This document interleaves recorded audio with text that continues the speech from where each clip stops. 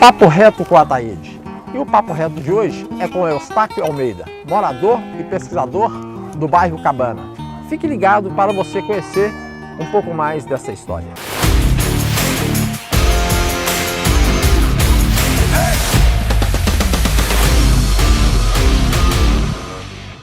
Estou aqui com o Eustáquio Almeida, morador e estudioso da nossa região aqui do Cabana. Taquinho, eu gostaria de agradecer por você ter aceito o convite para falar um pouco dessa história do Cabana. Seguinte, você chegou para o Cabana quando, Taquinho?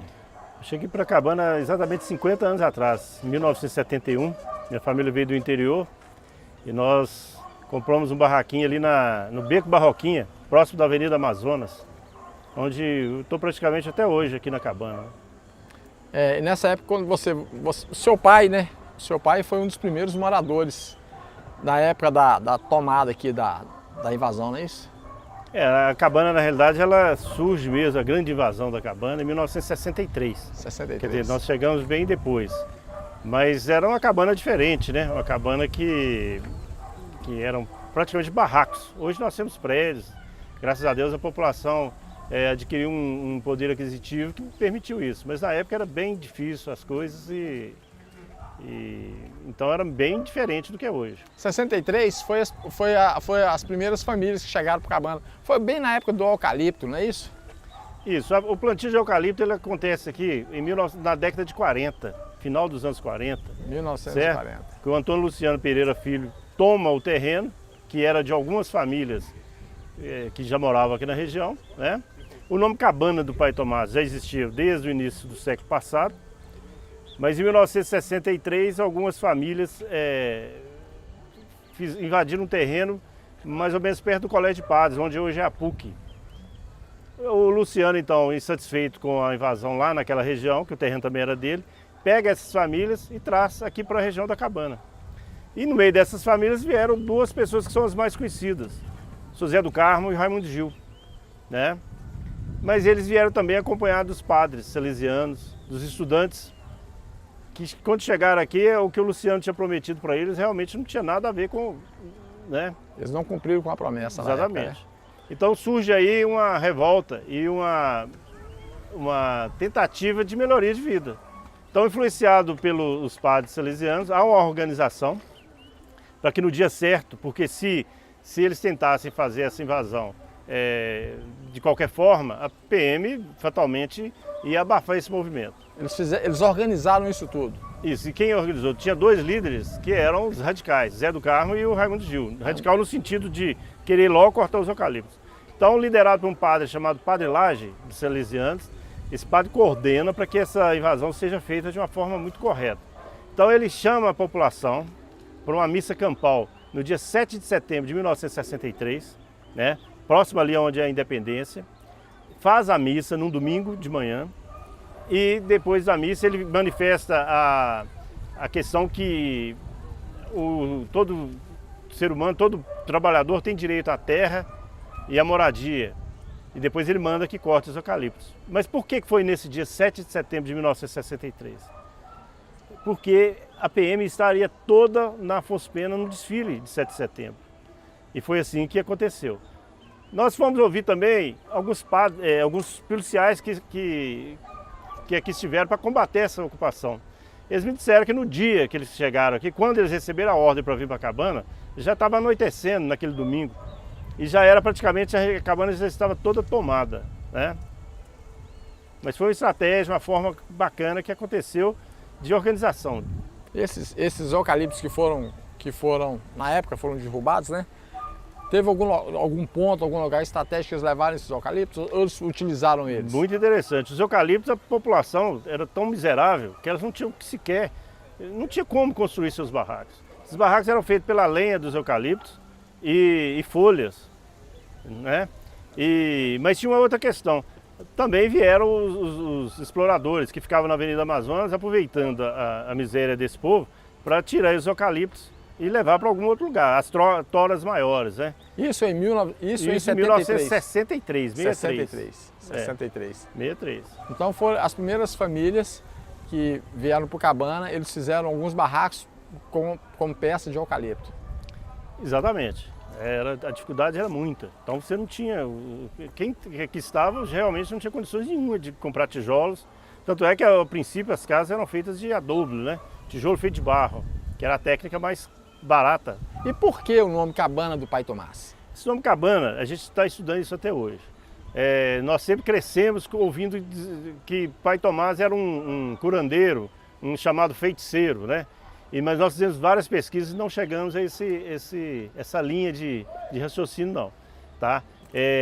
O que se sabe, eu já li crônicas, inclusive, de Carlos Drummond de Andrade, pesquisas que nós fizemos na prefeitura, esse terreno desde 1910 já tinha o nome Cabana. Tá? A forma mais correta que nós achamos até hoje era um comércio que tinha lá onde é a Pisa, aproximadamente por ali. Próximo à Avenida Amazonas. Exatamente, onde tinha um grande comércio, que se chamava Cabana, onde as pessoas passavam para ir para o Barreiro, passavam para ir para São Paulo, era a estrada para São Paulo. As pessoas têm que entender o seguinte, nessa época não existia a Avenida Amazonas.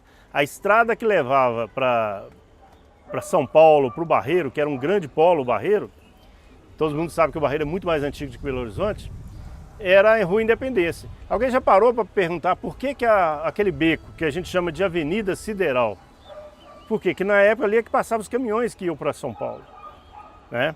Aí na década de 40 que se faz a Avenida Amazonas. Então o que acontece? Lá no início de um comércio muito grande, do italiano, o senhor José Scarpelli, né? Que virou um ponto conhecido da região. Esse ponto ali era chamado de Cabana e aí se dá o nome Cabana. Até então nada a ver, é comum morador da Cabana, que todos nós, como eu te disse, todos nós que crescemos na Cabana, acreditamos que havia um curandeiro com esse nome, mas cada população, cada popular na Cabana mostra uma região que era. Eu era ali perto de onde é o 2B, é ali onde é a Rua Betel, então ninguém sabe o certo. Então é um estudo profundo que a gente tem que fazer, mas é muito difícil chegar a esse nome correto. Cabana. Você falou em Rua Independência. A Rua Independência, ela hoje eu acho que sempre foi uma via principal. E ali na época transitava-se os ônibus da Zurique, que era o 34. Fala um pouco sobre essa história do 34. Com o crescimento da Cabana era necessário que tivesse um transporte. Antigamente, para a pessoa ter ideia, o transporte vinha até na Gameleira, até no Campos Sales. Né? Então o Sr. João da Zurique viu aqui na Cabana uma oportunidade. Ele compra um ônibus com o irmão, vem para a Cabana com esse ônibus e passa a fazer o transporte dessa população. Aí então não era o 34, era uma jardineira, ele foi com muita dificuldade, ele foi, né? Mas com o crescimento da Cabana as coisas foram melhorando. E conta a história que um dos primeiros motoristas, eu faço questão de citar aqui até em homenagem a ele, Chimbica, me parece que ele foi um dos primeiros motoristas dessa jardineira aí que você citou aí. O João Lopes me contou que ele trabalhava primeiro ele e o irmão, sendo motorista, um trocador e outro motorista, eles se revezavam e a coisa foi melhorando. Aí ele compra um segundo ônibus e tinha que ter um motorista que era o Chimbica. Né? Então em 1964 ele chega para Cabana, em 1974 ele já estava com 20 ônibus, que ele comprou a linha do Nova Sintra. E a última vez que eu conversei com ele tinha 1000 ônibus aproximadamente. Sua infância aqui, você veio para cá em 73? 71. 71. A sua infância em relação aos seus estudos, naquela época já tinha as escolas que tem na região hoje, Jardim Linhares, Arão Reis, essas escolas já eram existentes? Quando eu cheguei para Cabana, eu fui estudar no SESI, né? Antes eu estudei na igreja, no Jardim da Tia Dilza, que há muitos meninos da Cabana teve esse privilégio de estudar ali. E depois eu fui para o SESI. Jardim Linhares ainda era de madeira. Jardim Linhares foi inaugurado em 1972. Ele era de madeira, era aquele problema, quando chovia molhava o aluno e quando o sol batia, que era tudo de lata e madeira, o calor era intenso. As coisas melhoraram muito. A Cabana sempre foi bem assistida de escolas, mas de ensino não. Sempre tivemos um ensino muito ruim, né? Mas a nossa infância era assim, era uma cabana onde o poder público não participava. A única presença do poder público era a polícia. Nós não tínhamos coleta de lixo, não tínhamos luz. A nossa energia era através da lamparina. Eu cansei de subir a rua 7 de setembro para comprar querosene lá no Sr. Zé Quirino. Era o ponto onde você comprava querosene. Então era uma coisa mais difícil. O nosso lazer era praticamente o esporte, o futebol. Nas ruas, né? Nas ruas, Porque futebol, queimada, né? Essas coisas assim. Mas a gente era feliz, com certeza. Você citou aí o Raimundo Gil. O Raimundo Gil foi um dos grandes líderes, nós não temos dúvida disso. A pergunta é o seguinte, por que a população do Cabana daquela época não conseguiu fazer o Raimundo Gil vereador para ter um representante legal na Câmara Municipal dos Vereadores? A população daquela época com o Raimundo Gil e nunca conseguiu até hoje, pela influência externa, né? O capital, a Cabana sempre foi um polo muito importante para os políticos, né? Hoje aqui nós somos em torno de 26 a 30 mil votos. Os votos ficaram muito polarizados, cada um vota. A coisa hoje está triturada, né? Está fragmentada, né? Então o que acontece? O político de fora ele sabe dessa fragilidade e usa isso em seu favor. E infelizmente na Cabana a gente não consegue isso. Você falou da sua infância, que foi uma infância difícil, uma infância sofrida. Aqui no Cabana, o que te marcou mais na sua infância no Cabana? Qual região, qual parte que você brincava, gostava de brincar, que você tem viva na sua memória hoje? Olha, a gente tinha acesso ao campo de futebol, que era do outro lado da Avenida Amazonas. A gente morava bem próximo da Amazonas. Mas assim, eu acho que o que mais marcou a minha infância na Cabana, infelizmente, é uma coisa ruim. É isso aqui. O Buraco da Coruja, em 1979, com as chuvas de janeiro e fevereiro, aqui caía barracos assim incríveis. Todo dia, certo? Pra você ter ideia, os desabrigados aqui do Gogodaema encheram o Jardim Linhares e Orão Reis. Isso que eu lembro, fora outras escolas. Era muita gente sofrendo com a falta de moradia, com os barracos caindo, nos barrancos aqui. Então aqui nós estamos numa situação, Buraco da Coruja, fundo da colina, é uma das regiões mais sofridas da nossa Cabana. Hoje, felizmente, Taquinho, citando do Cabana, as coisas melhoraram muito. Hoje você vê, tem outra estrutura, porque naquela época as pessoas falavam que eram barracos de tábua, madeira, e hoje deu uma melhorada, mas tem muito que melhorar aqui ainda, quando você olha essa imagem aqui. Assim, sem dúvida nós temos que melhorar muito, mas o que falta principalmente para o morador da Cabana, tá? Nós somos uma época, Thaís, que faltava tudo. Você imagina a cabana desse tamanho sem uma coleta de lixo, sem água, a água era da cisterna, a luz não existia. Tinha na Independência poucas casas, algumas casas com energia, que era emprestada para um e para o outro e esticando o fio, né? Então assim, não tinha nada. Hoje o cidadão tem acesso a tudo isso. O que falta para a população da Cabana, sobretudo, a consciência. Consciência, a educação, sabe? O investimento na educação. Aí sim a gente pode melhorar através das alvenarias, através dos benefícios de obras públicas, etc. Mas nós precisamos passar a cobrar mais do Estado, é isso que o povo precisa. O povo tem que entender, ter essa consciência, né? Sem dúvida nenhuma. 73, os anos 80, os anos 70, a época dos parquinhos. Naquela época tinha parquinho, tinha circo, e era uma época que fazia a felicidade dos moradores, né? Quando ver os parques, ver os circos, era um entretenimento que o morador tinha que através do parque, do circo, não é isso? Sem dúvida nenhuma. O interessante é que, falar do lazer que nós tínhamos, a igreja católica, né, a igreja de São Geraldo era um ponto importante, porque ali as barracas. Tudo começava na praça da igreja. Então era comum, a gente via a missa, né, aos domingos, a missa das 7, depois você ia para o parquinho, o parque de diversão, o circo, os Trapalhões estiveram aqui na Cabana, né, no início. E o ponto de encontro era o parquinho na rua Frei Gaspar com o Conde de Luminares. Ali aconteceu várias coisas boas, muitos casais ali se encontraram e estão juntos até hoje, é uma coisa interessante. A Cabana tem que se lembrar muito dessas questões que parecem ser pequenas, mas era de grande importância para a gente. E tem local na Cabana, eu também, como morador do bairro, eu me lembro daquela rua que hoje é denominada Rua do Amor. E foi ali que embalou muito romance e dali nasceu muitos casamentos, na Rua do Amor, Sem dúvida não, que era anexo ao parque. que era né? anexo ao parque. Você Ali a galera ficava no parquinho ali, e dali eles já saíam para namorar na exatamente. Rua do Amor. Era é uma isso? coisa muito, embora o nome Rua do Amor caracteriza muito aí a sexualidade, né? Mas não, era uma questão assim de encontros, de que era paqueras, muito né? respeitado, né? De Muito paqueras. tranquilo. Era. E nessa época de 70, na década de 70, década de 80, eles falavam muito cabana de cima e cabana de baixo. Eles não era generalizado, cabana. Era cabana de cima e cabana de baixo. Por que tem essa diferença aí, cabana de cima e cabana de baixo? Olha, na realidade, cabanas são tantas, né? Hoje, dentro da cabana, nós temos aí em torno de 12 regiões. Nós estamos aqui no Buraco da Coruja, fundo da colina, que é uma delas. Nós temos ali na frente o Gogó da Ema e a Pedreira. Nós temos o Buraco para Joaquim, né? A região hoje da 7 de setembro. Nós temos a região da Mangueira. Então, assim, as cabanas são tantas. Então, naquela época havia uma divisão de a cabana de cima, que é o lado próximo ao Nova Gamileira, que foi uma ocupação que veio logo primeiro, né? Onde era a Fazenda Gamileira, algumas famílias se instalaram ali na década de 50, onde tinha antena.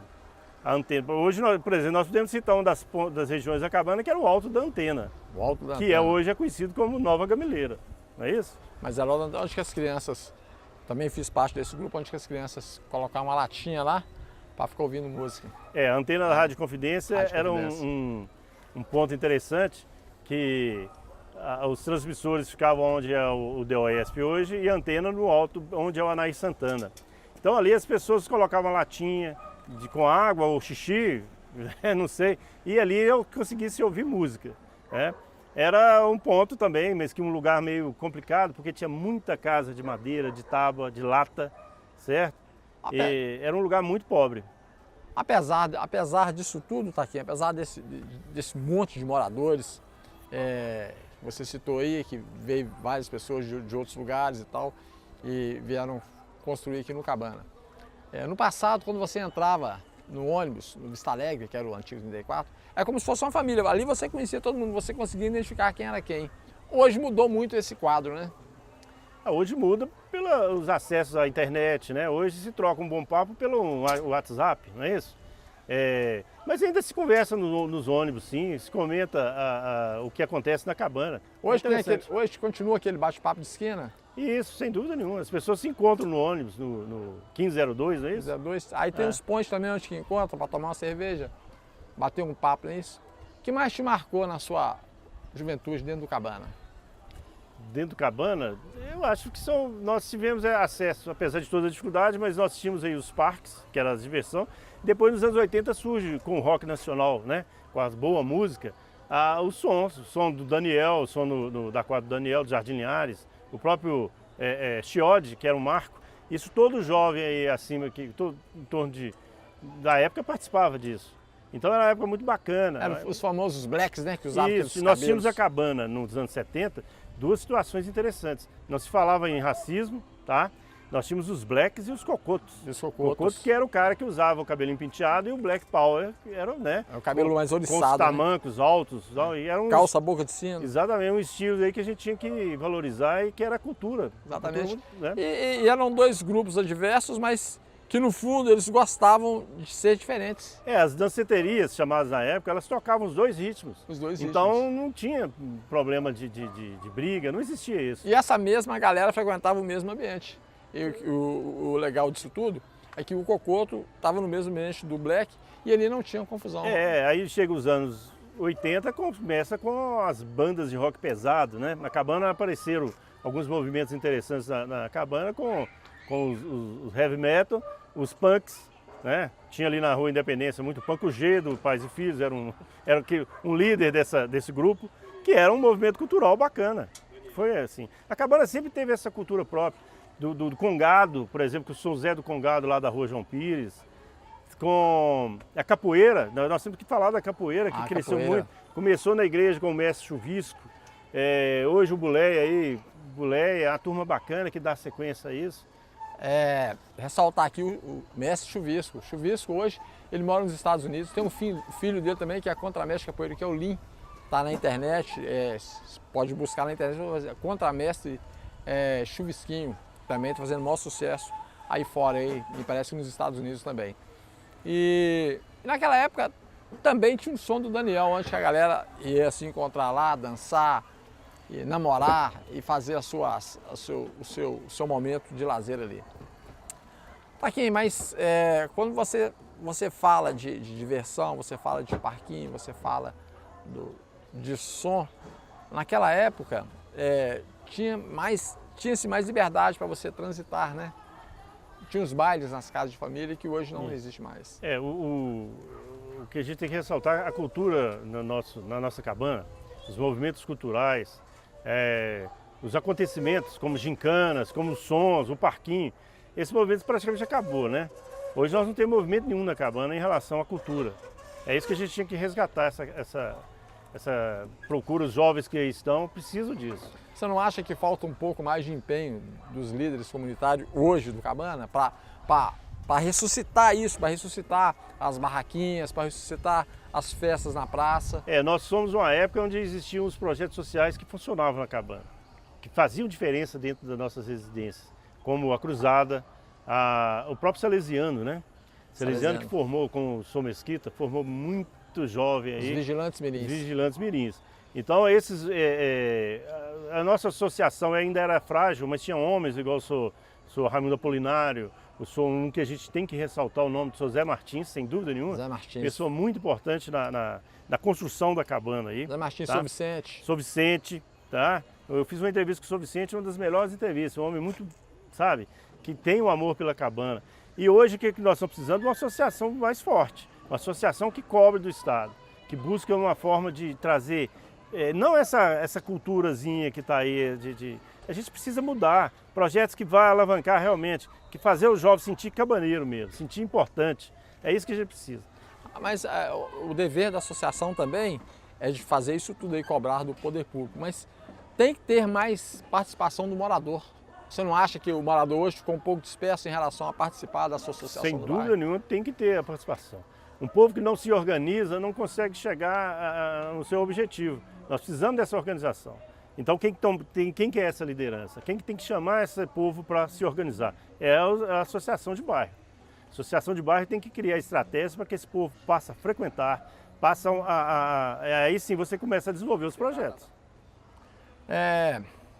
Para encerrar aqui, a gente não poderia de citar, né? A cabana, você foi lá em 1963, 1910, com todo o sofrimento, com toda a luta, com tanta coisa, com tanta dificuldade, aqui nasceram deputados, juízes federais.